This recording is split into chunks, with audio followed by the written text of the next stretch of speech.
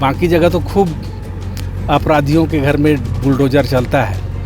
इस प्रदेश का मुख्यमंत्री आदिवासी है और आदिवासी के साथ, युवा के साथ अत्याचार हुआ है, उसका हत्या हुआ है, उसको दफना दिया गया था। उन अपराधियों के यहाँ बुलडोजर चलता है कि नहीं चलता है, अब ये देखना है।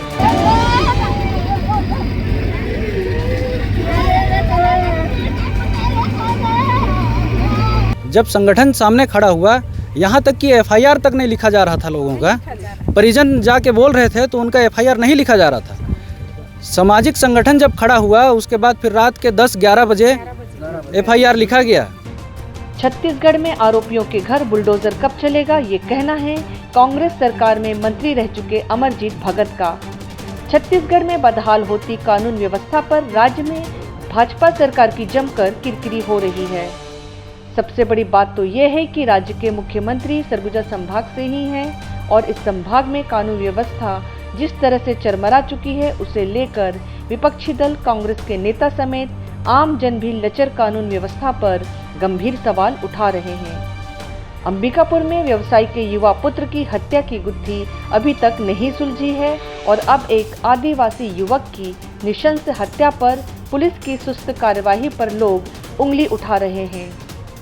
सरगुजा जिले के सीतापुर के बेलजोरा के रहने वाले राजमिस्त्री संदीप लकड़ा की लाश जल जीवन मिशन योजना के तहत मैन पाट के लुरैना में बनाए जा रहे फाउंडेशन के नीचे पुलिस ने बरामद की है। इस हत्या के मामले में ठेकेदार सहित 6 आरोपी शामिल हैं, जिसमें पुलिस ने 4 आरोपियों को गिरफ्तार किया है, वहीं 2 मुख्य आरोपी फरार हैं। सीतापुर थाना क्षेत्र अंतर्गत ग्राम बेलजोरा के रहने वाले संदीप लकड़ा 7 जून से लापता था, जिसकी शिकायत थाने में पत्नी परिजनों के साथ दर्ज करने पहुंची हुई थी, लेकिन सीतापुर पुलिस के द्वारा टालटोल करते हुए पुलिस ने एफआईआर दर्ज नहीं किया था। इसके बाद परिजनों ने आदिवासी समाज के साथ थाने का देर रात तक घेराव किया, तब कहीं एफआईआर दर्ज किया गया, लेकिन पूरे मामले में पुलिस की लापरवाही सामने आई है, जिसका आरोप परिजनों और पूर्व खाद्य मंत्री अमरजीत भगत ने लगाया है। अब इसमें ये देखना है कि बाकी जगह तो खूब अपराधियों के घर में बुलडोजर चलता है। इस प्रदेश का मुख्यमंत्री आदिवासी है और आदिवासी के साथ, युवा के साथ अत्याचार हुआ है, उसका हत्या हुआ है, उसको दफना दिया गया था। उन अपराधियों के यहाँ बुलडोजर चलता है कि नहीं चलता है, अब ये देखना है सही में न्याय उनके साथ होता है कि नहीं होता है। सीतापुर भी आए थे, सीतापुर में भी नहीं हुआ। अंबिकापुर गए थे एसपी कार्यालय के पास, वहाँ भी कुछ नहीं हुआ। तो इधर आदिवासी संगठन इधर से ये हुआ है कार्रवाई। रिकॉर्डिंग को भी दिखाए, उसको भी नहीं लिखे, नहीं ध्यान दी उसमें। तो हम लोग को पूछते गए, हम लोग बताते गए। वो साहब ना, राय साहब ऐसे छुपाते रहते हैं, ऐसे करने से फिर छुपाते हैं। यहीं तो लाया गया था जी, यहीं से तो लिया गया है तो जहाँ भी है सुरक्षित है। तो आप जान रहे हैं सर, कुछ जान रहे हैं तभी ना बोल रहे हैं, ऐसे बोलते हैं। हम लोग जब बोले उसको नहीं लिखे। और आपका अभिषेक पांडे आए, हम लोग का बयान हो रहा था उस समय, सर 2 को लेके आऊँ, बोले तो ठीक है लेके आओ। फिर हम लोग क्या बयान हो रहा था, क्या चीज़ को लेके आ रहा था, तो 2 को। तो क्या लगता है मुख्य आरोपी जो पुलिस है, पुलिस गुमराह करते रही? हाँ। इधर पुलिस ने पूरे मामले को लेकर बताया कि साइबर सेल की मदद से इस पूरी घटना को सुलझाने में सफलता मिली है। जिस तरह से 4 आरोपियों को पूछताछ के लिए पुलिस जब थाने लेकर आई और कड़ाई से पूछताछ की गई, तब आरोपियों ने बताया कि जल जीवन मिशन के तहत बनाए जा रहे गड्ढे के अंदर युवक को दफना दिया गया है। इस आधार पर पुलिस ने आज खुदाई शुरू की, जिसमें 6 घंटे तक चली खुदाई में युवक का शव बरामद किया गया, जिसमें 4 आरोपी को गिरफ्तार किया गया है। वहीं मुख्य ठेकेदार सहित 2 आरोपी भी फरार हैं, जिसकी पुलिस तलाश कर रही है।